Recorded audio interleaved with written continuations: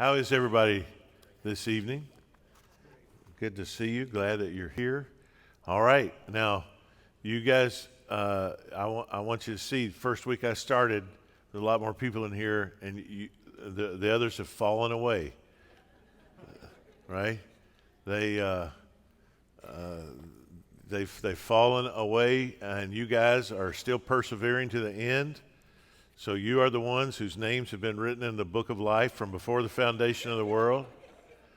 I'm not so sure about the others, but yeah, that's right. That's right. And obviously you are enduring the tribulation. So you're going through great tribulation here as you're sticking with it. But it is an in-depth study. You've got to be able, as you go through Revelation, to sort of be able to see the pattern. It just keeps reemerging. You see certain patterns that repeat themselves, and we're going to see one of those tonight. And when you get in your head that a lot of these symbols are symbolizing the same thing. So the same way that Jesus used a lot of different symbols for the kingdom of God, and we know that Jesus is symbolized by a lot of different things. He's the good shepherd. He's the bread of life. He's the door. You have different images that all describe Jesus. In the same way, in the book of Revelation, you have different images that describe the same thing. And when you get in your mind this grand sweep of history, so the book of Revelation is John is standing in this age, right? And so we're in this age called the last days. And so he has shown what will happen when Christ returns, and shown how the great outpouring of God's wrath will come. But then he's shown the justification for that. And we see how the kingdom of Satan has operated, and we see different images for Satan.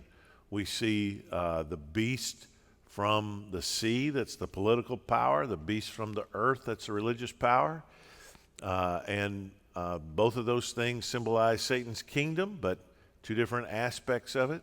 When we get to chapter 17, we're going to see another symbol for the religious aspect of Satan's kingdom.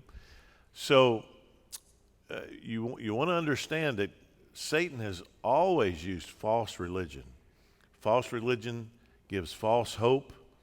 It glorifies the effort of men and women, like, hey, we did this ourselves, instead of resting in what God has done for us. And so in chapter 17, this false religion that Satan has used is characterized as the great whore of Babylon. And so you'll see that phrase, it's sort of seeped out into popular culture sometimes, but this is the image that he uses. And we're going to see that this is not new. That, in fact, this goes really... some commentators take it all the way back to, if you go back in the book of Genesis, and you find a character named Nimrod, who was a hunter, and he really sort of established,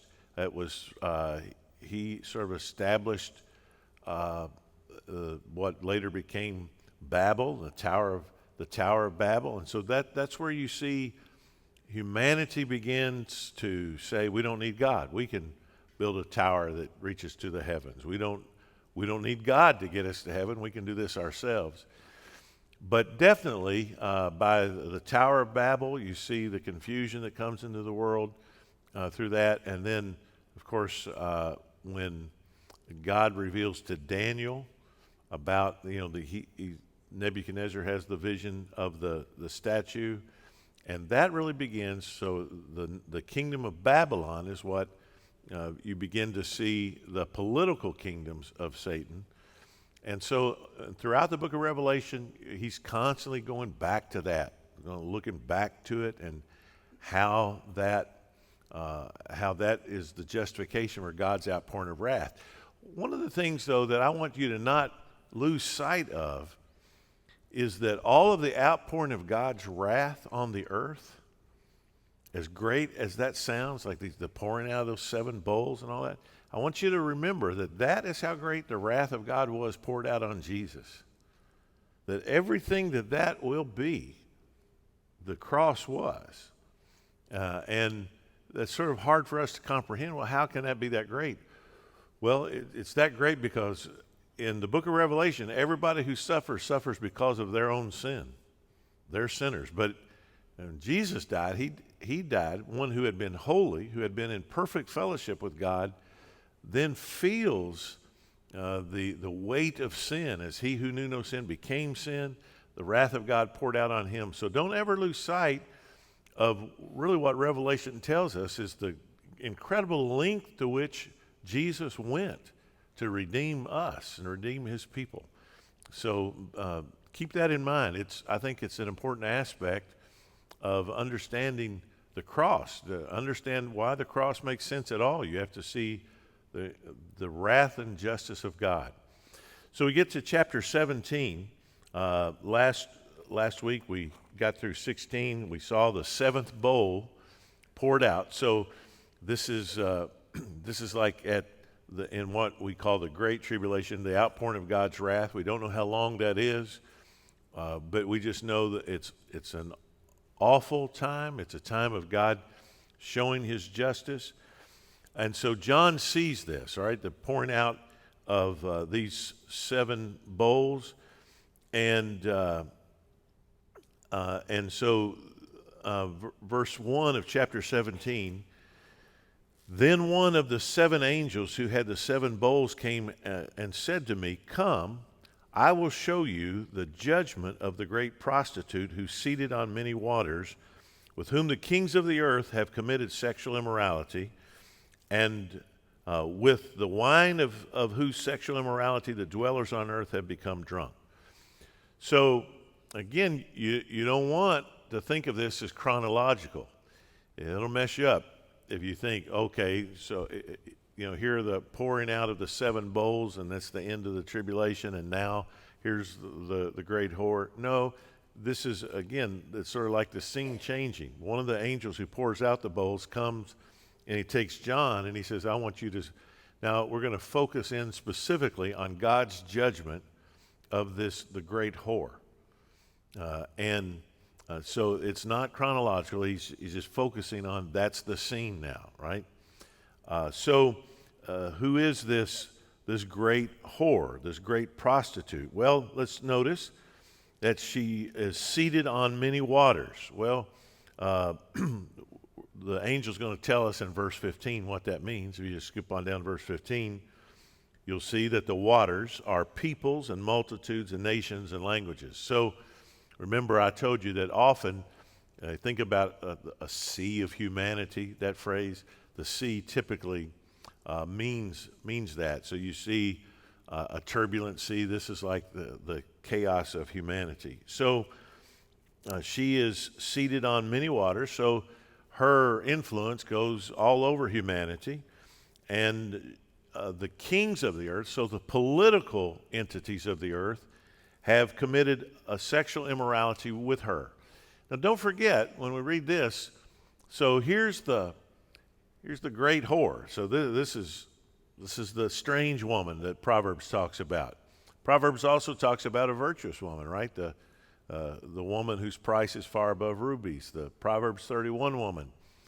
So when it comes to the imagery of Revelation, we do have the strange woman, the great whore of Babylon. But who is the virtuous woman?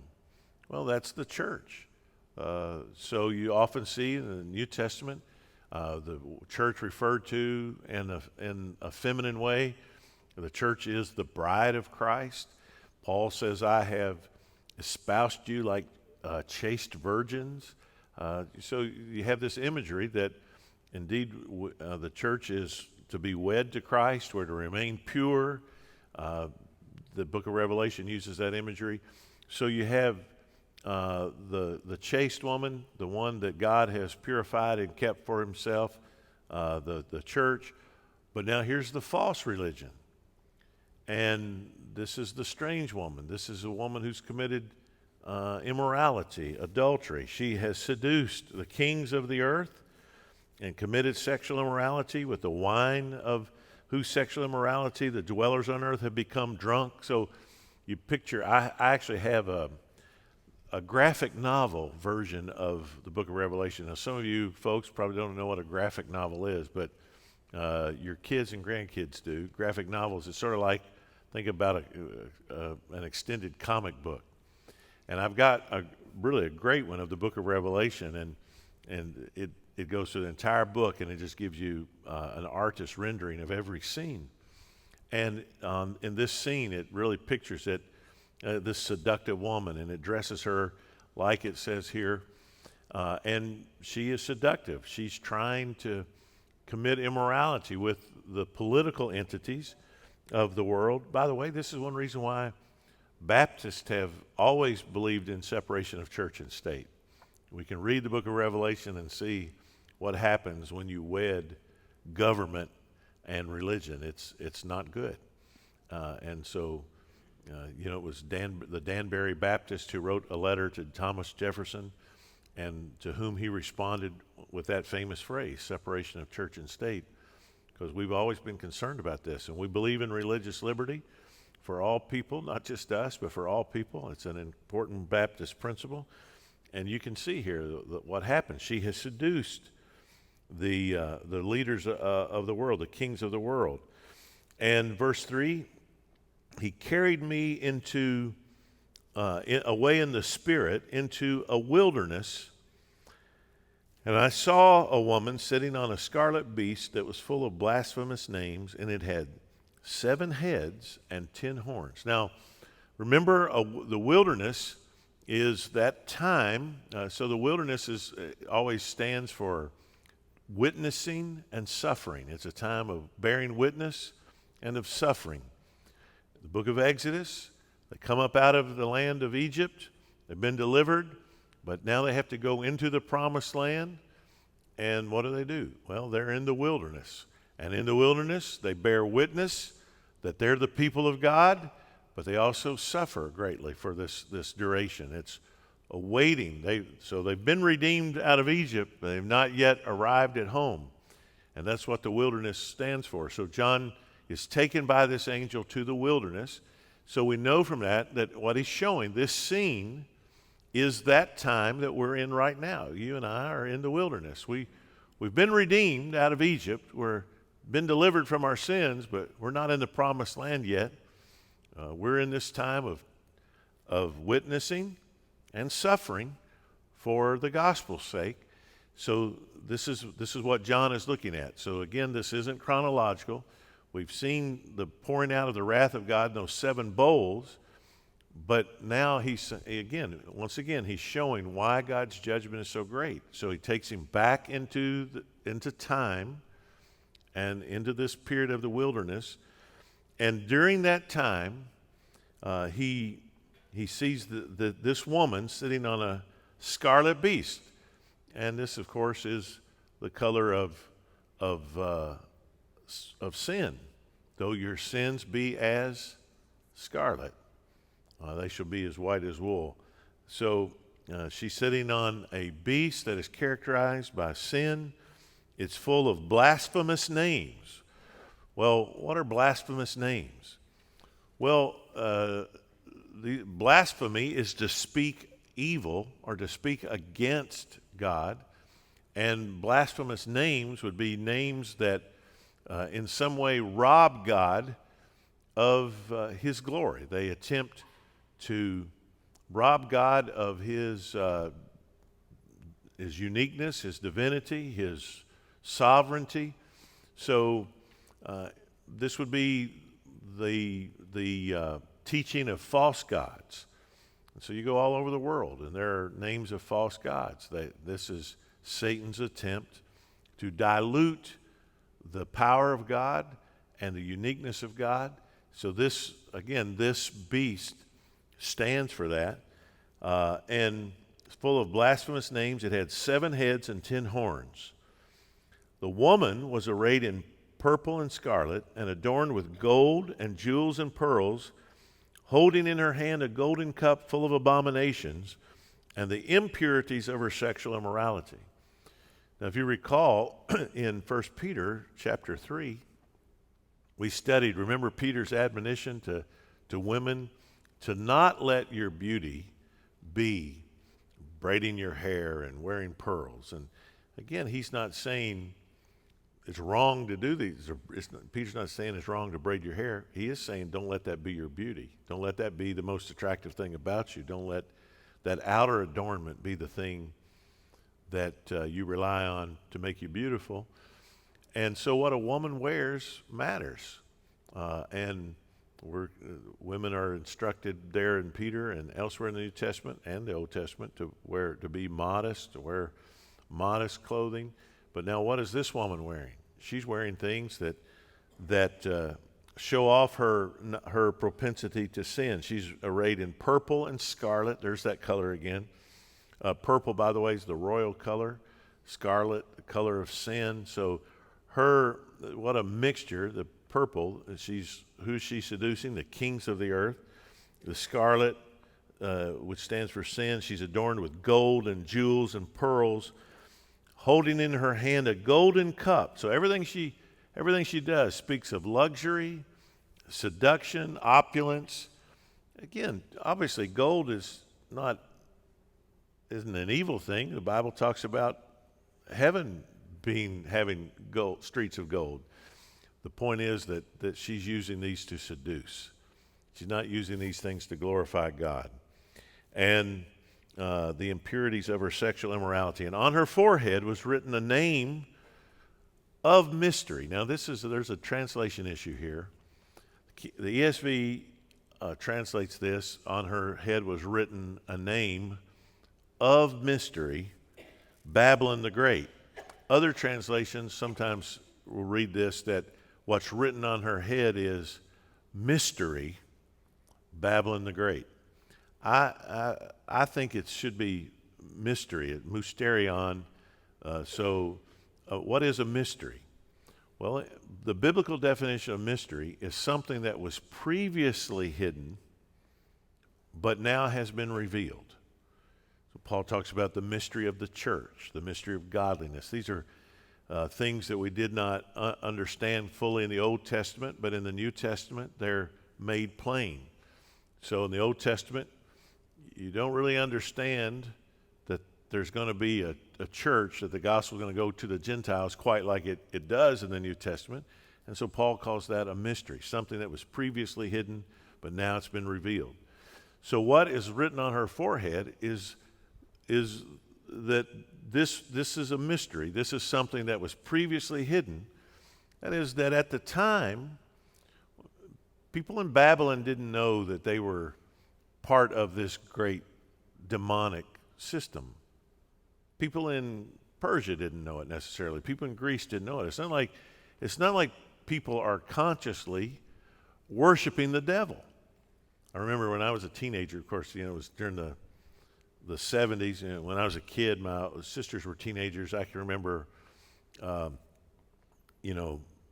people in churches, they were talking about rock music and whether or not Lucy in the Sky with Diamonds meant LSD and all that stuff. That was the big discussion. There were certain records, if you played it backwards, it said something like worship Satan, or, the Kiss, Kiss was just the cheesiest act ever, but, everybody was scared to death that somehow a whole generation was going to start worshiping Satan because of Gene Simmons.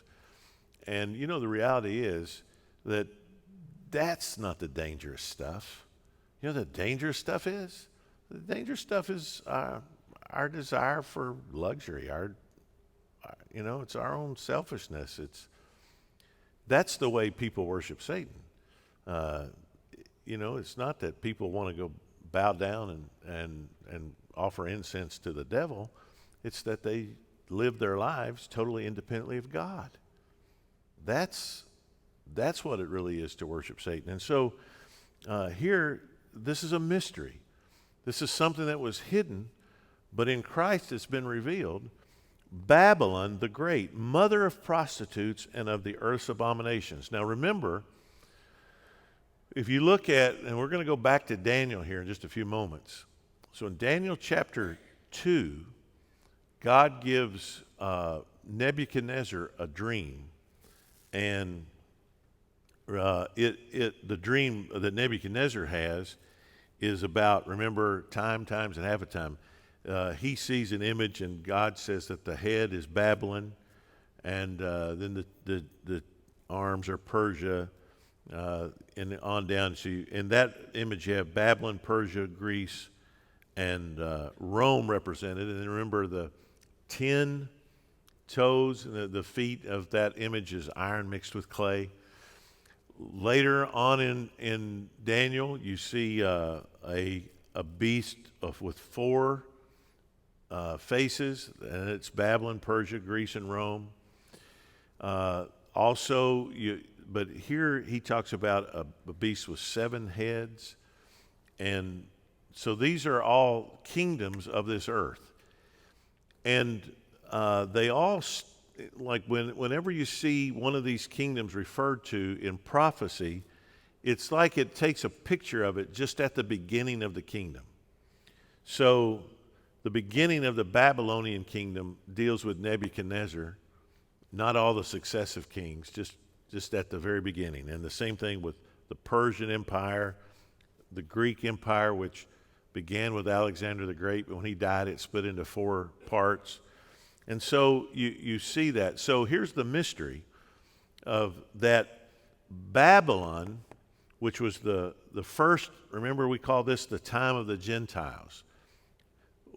It was under the Babylonian siege that the last king of Judah, the final descendant of David's throne, was taken off the throne. And so what you get here is in Babylon, it stands as a type of all the kingdoms that follow. All that, what is called in the Bible the time of the Gentiles. That's from Babylon on. And so when you see this written on this woman's head, mystery, Babylon the Great, that stands for all of the kingdoms of this world that have been opposed to God. And mother of prostitutes and of the earth's abominations. So this is a fallen scarlet woman. This is the false religions of this world that in essence, when I say they go back to Babylon, I don't mean that false religion didn't exist before Babylon, but I'm saying that that's what God uses as a symbol of all false religion, because Babylon is the first great kingdom. It also is inherently religious. It's connected to the Tower of Babel. It's connected to Nimrod all the way back. So from that picture of Babylon, you have all false religion. This is what is written on her head. So this false religion is seducing humanity to not worship the one living and true God. Verse 6, he said, I saw the woman drunk with the blood of the saints, the blood of the martyrs of Jesus. So what is it that she feeds on? She feeds on persecuting the people of God. And she is drunk on their blood. Remember, in God's wrath, we see him, he tramples out the grapes of his wrath, and the blood of those whom he judges runs. Well, you can see Satan does that too. He's persecuting the saints of God, and she's drunk on their blood. This is, again, an incredible picture of the battle between the kingdom of God and the kingdom of Satan. When I saw her, I marveled greatly. But the angel said to me, why do you marvel? I will tell you the mystery of the woman and of the beast with 7 heads and 10 horns that carries her. So let me just stop and sort of also tell you that looking back through Revelation, that the great whore is also, if you go back to chapter 13, we saw that the beast that was sort of lamb-like, it looked like a lamb, coming up out of the earth. That was in chapter 13, verses 11 and 12. So that's just another picture of this same thing. That's false religion in the same way this is. Also the false prophet, which we'll see in chapter 19 and verse 20. So there are three different images of the same thing. The same way Jesus is the bread and the door and the shepherd. Here you have the false religion is that lamb-like beast coming up out of the earth in chapter 13. It's the great whore of Babylon in chapter 17. It's the false prophet in chapter 19. That's all the same thing. So those are three titles which refer to the same religious power. And to go, we didn't study the 7 letters, but if you go back in chapter 2 of Revelation, I forget which of the 7 churches it is, where Jesus tells them that he talks about the doctrine of Balaam and the Nicolaitans. So this would be the same thing. It's a false religion. When Balaam tried to curse Israel, remember that story in the book of Numbers? Balaam tries to curse Israel. God only lets blessing come out of his mouth. He tries it again. God only lets blessing come out of his mouth. He can only bless Israel. And so Balaam, who's being paid to curse Israel by Balak, the king, says to Balak, hey, I can't do it. God won't let me do it. But I'll tell you how to do it. Marry them. Marry them. And if you'll let your daughters marry their sons, you'll win. And what's he doing? He's saying, well, you just mix with them. Just go ahead and, marry them, and you'll seduce them out of their worship of God. And that's the doctrine of Balaam. That, if we compromise, we again commit adultery with the religion, the false religion of the world. That's what this woman stands for. It's the doctrine of Balaam and the Nicolaitans in chapter 2. It's the lamb-like beast, and it's the false prophet. All right? So he says in verse 8, the beast that you saw, so this is the beast that she's riding. She's seated on this scarlet beast. The beast that you saw was and is not and is about to rise from the bottomless pit and go to destruction. So this is, now notice, what's the title of God? Jesus is he who was and is to come.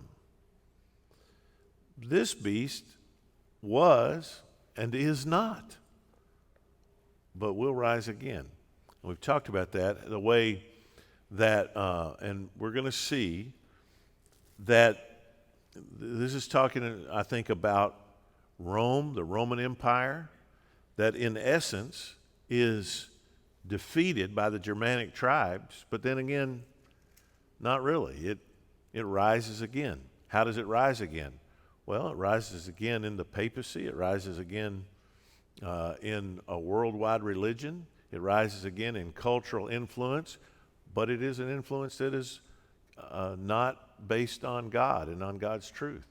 And so that's what he's talking about here. So the beast that you saw was and is not, and is about to rise from the bottomless pit and go to destruction. So there is something of a resurrection of this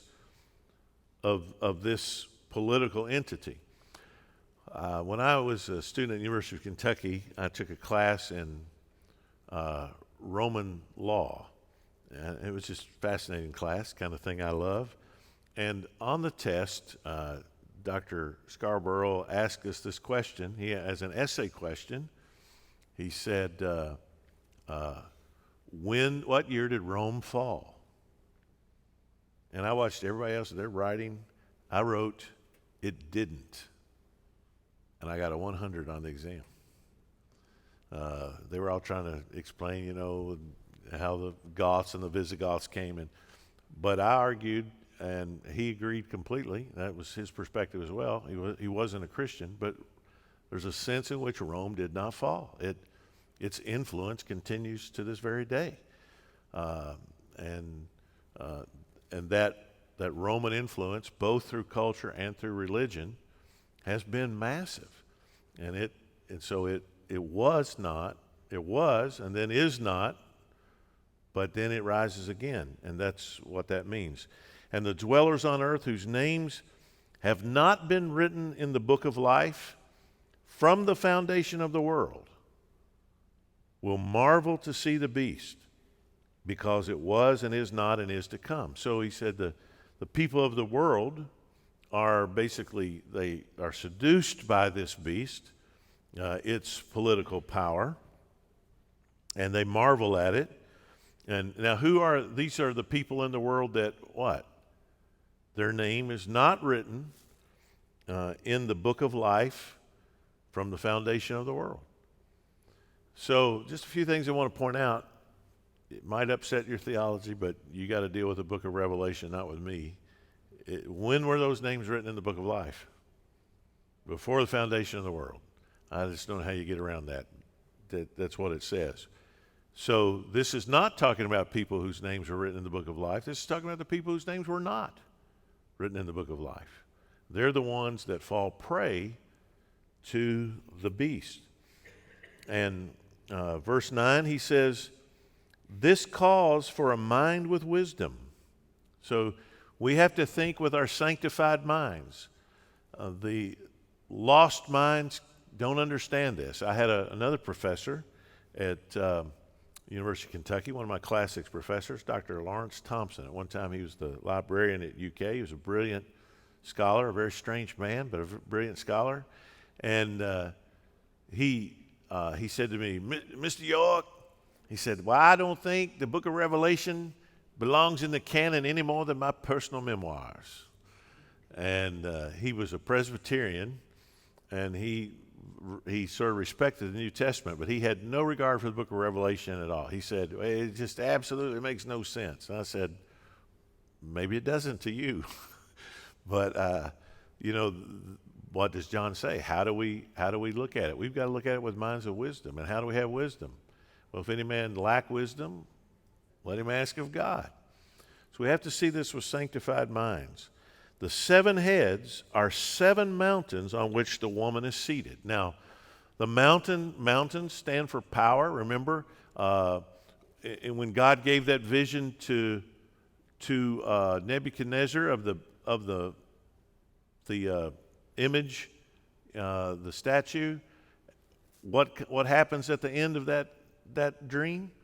A mountain not made with hands comes down and knocks it down. Of course, that's standing for Jesus. So there are mountains that stand for power. The Bible talks about Mount Sinai and Mount Zion. So mountains always stand for something. She's seated on 7 mountains. These are the 7 mountains of 7 kingdoms.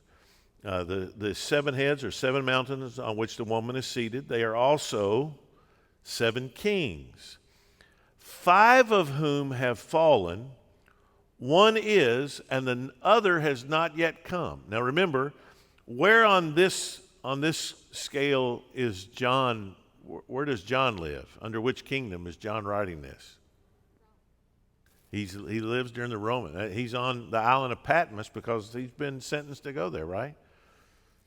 So he says 5 kingdoms, 5 of these kingdoms on which she's seated have already fallen.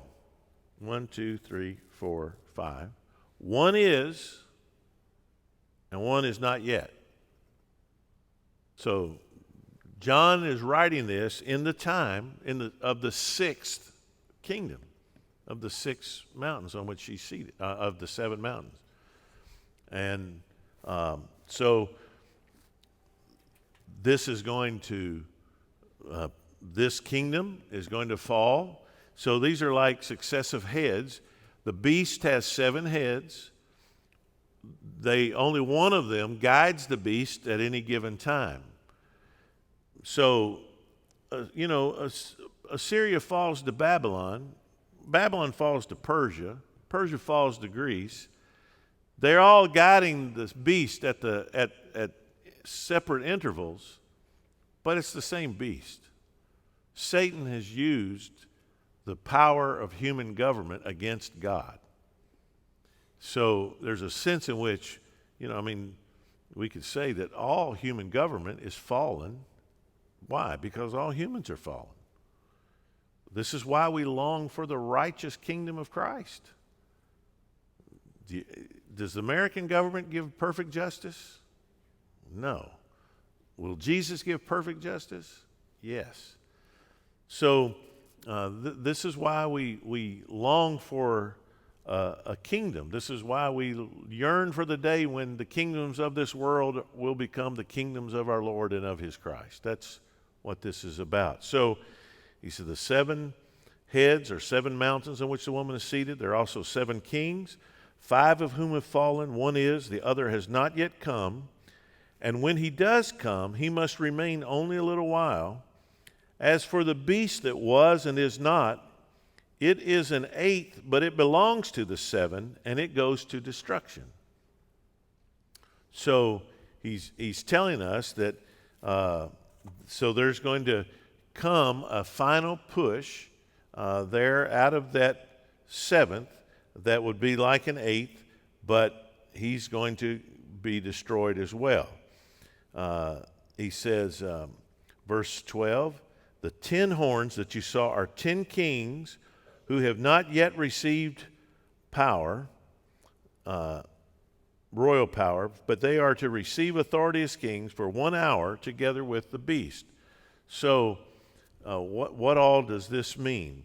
Well, each of these 7 powers is different, but they're all similar because they all hold to the same basic principles, which are contrary to the Bible and to the kingdom of Christ. All persecuted the people of God at one time or another.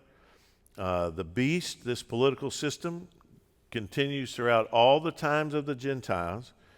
It does not change in basic principles.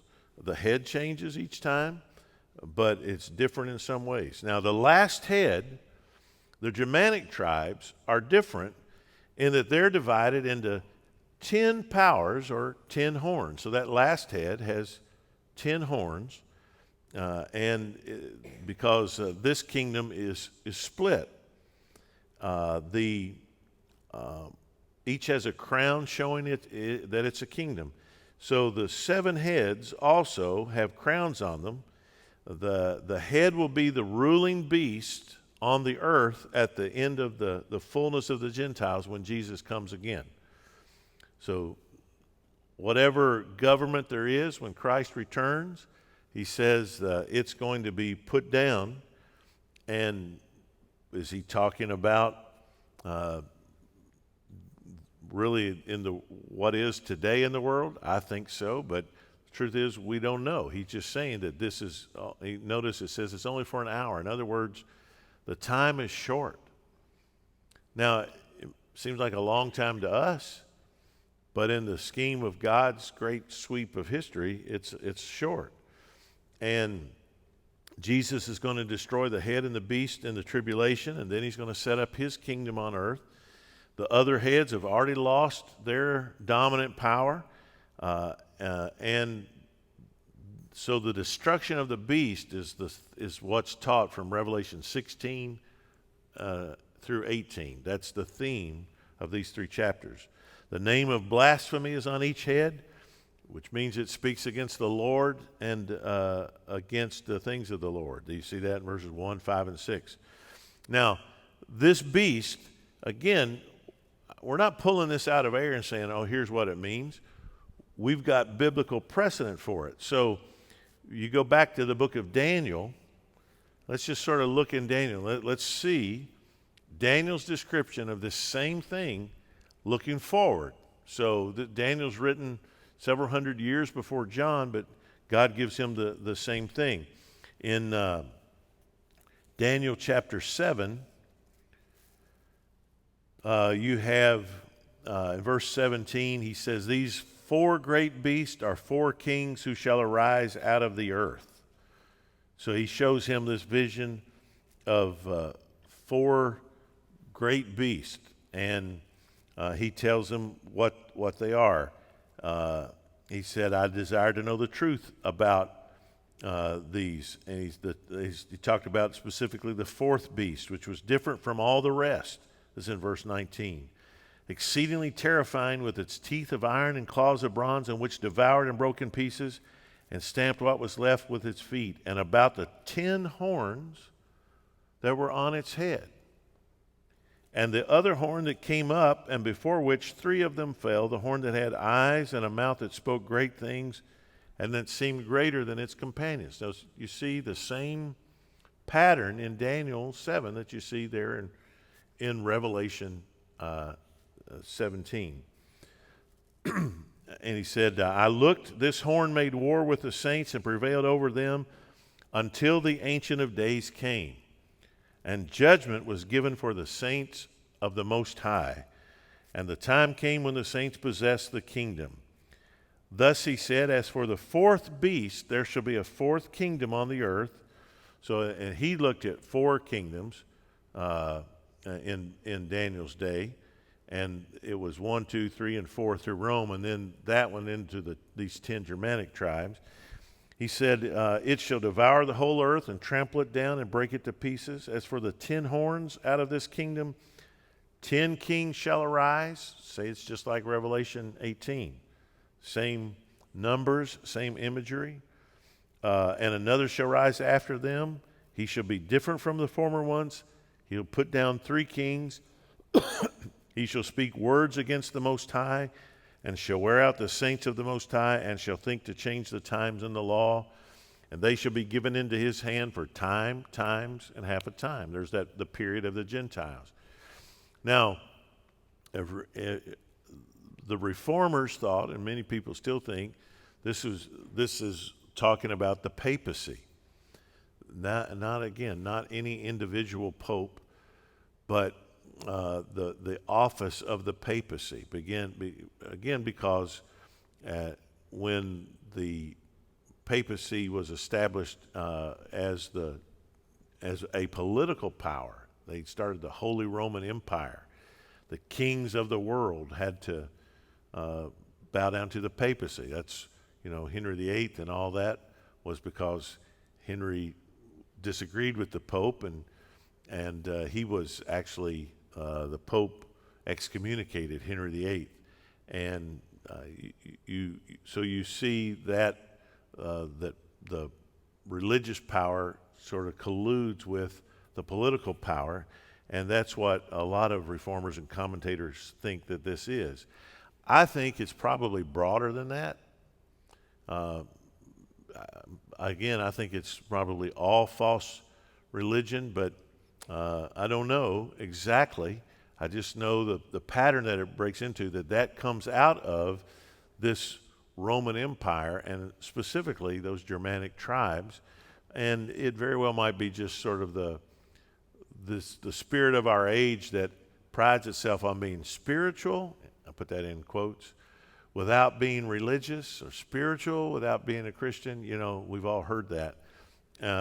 Again, there's not like there's 2 different hells, one for people who have one false religion and another hell for people who have a different false religion. All false religion, any false trust is against the Lord. And so that's what chapter 7 is about. In chapter 8 of Daniel, you have much the same thing. And God is again giving a view of the end of the times. These are political powers, but Satan is behind them. He uses political powers to cause the people of the world to worship the beast and not to trust the Lord. So you get that really Daniel 2, Daniel 7, Daniel 8, all of those images. In Daniel 8, you have the ram and the goat. That stands for Persia and Greece. And then all that came to pass. And the Lord gives him that. And so really the pattern of Daniel fits right into the pattern of the book of Revelation. So when we say, oh, this is what it's talking about, I'm not just pulling that out of the air. We're looking back at what did it mean in the Old Testament when the same imagery was used. So back to our text, we see that one head is wounded.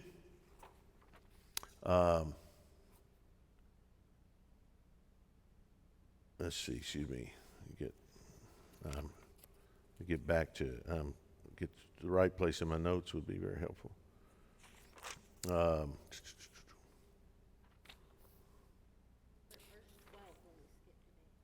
Okay. If I were fallen. Okay. All right.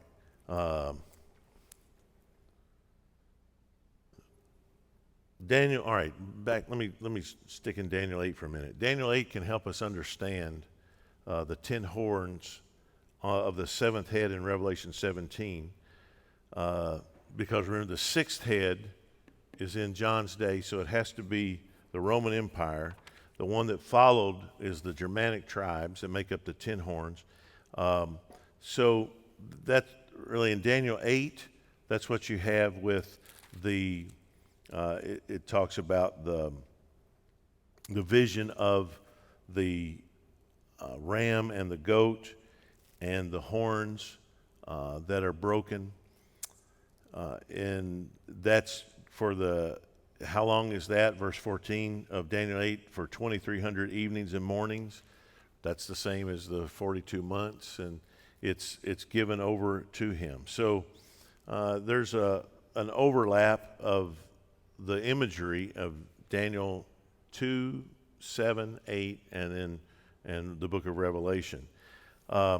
Now it says that back in Revelation 17, verse 10 and 12 tells us that this is going to be for a short time, that the 10 horns are going to rule 1 hour with the beast.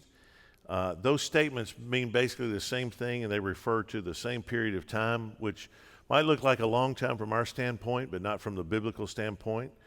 Remember in 1 John chapter 2 and verse 18, John wrote, "Little children, it is the last time."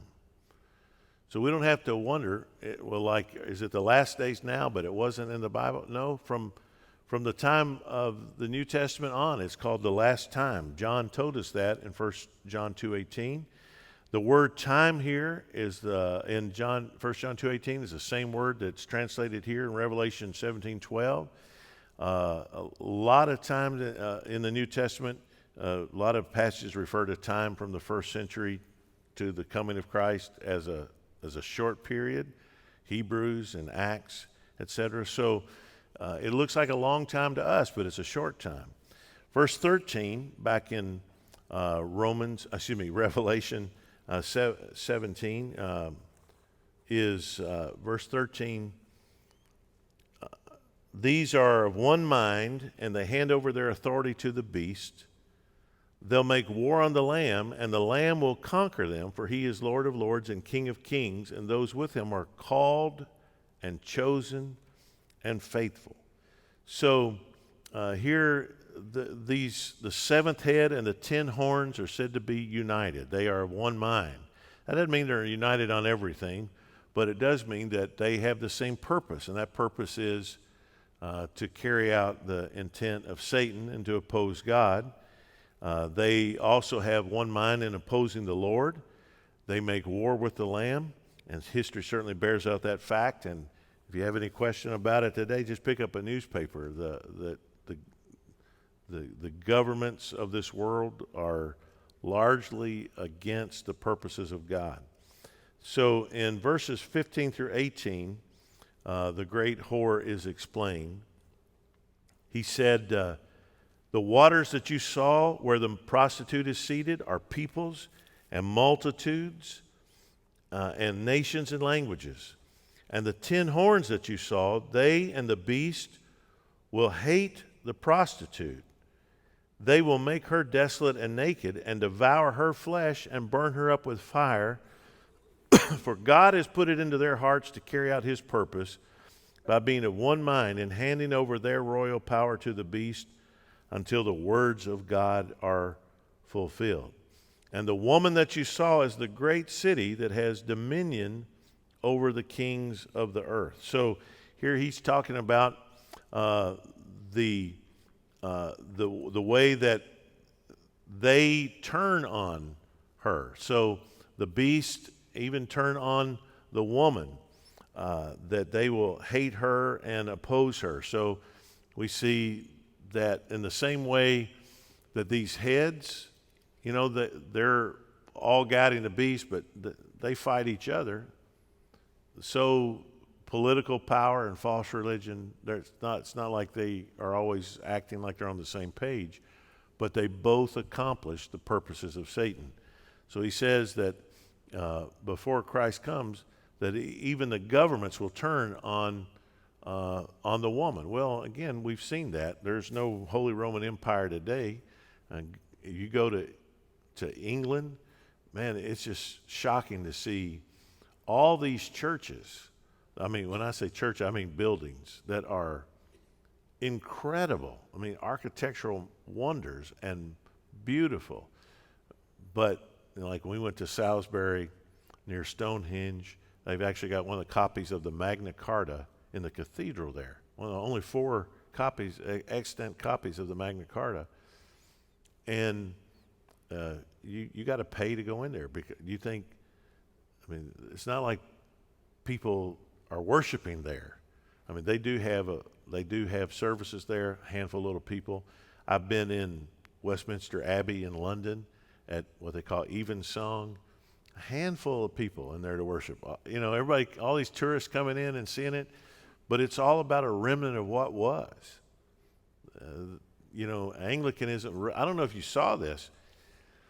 There was in England, a politician who dared to say that, and every vote he ever took was like on the issue of gay marriage. He voted for it, he supported it, but he did one time in an interview say that he himself, as a Christian, believed it to be sin.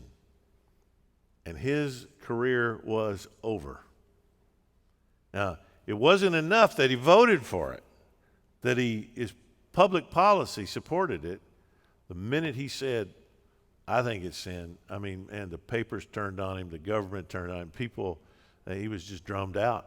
And he was a liberal Christian, but he pretty much accepted the biblical view on that. Well, man, he was done. That happened just this year. And that's the way it is. So you have, for instance, Catholicism, which holds to the remnant of a biblical view of marriage. And so, the governments that once were furthering the purposes of Catholicism are now turned on Catholicism. And that's exactly what you see. You see here that the beast, and they turn on the woman. So John doesn't want us to be misled and think that somehow we're always going to see unity between these political and religious entities. It doesn't look like, they don't look unified, but they're still all accomplishing the purpose of Satan because they're leading people away from the way of God. And he said, the woman that you saw is the great city that has dominion over the kings of the earth. Babylon, remember Babylon, the great. And chapter 18 is what's going to tell us about the fall of Babylon and how God judges her. So we've got the setup of who she is and the sweep of history. Now in chapter 18, we're going to see God's judgment on her. All right? And we will pick up there next week.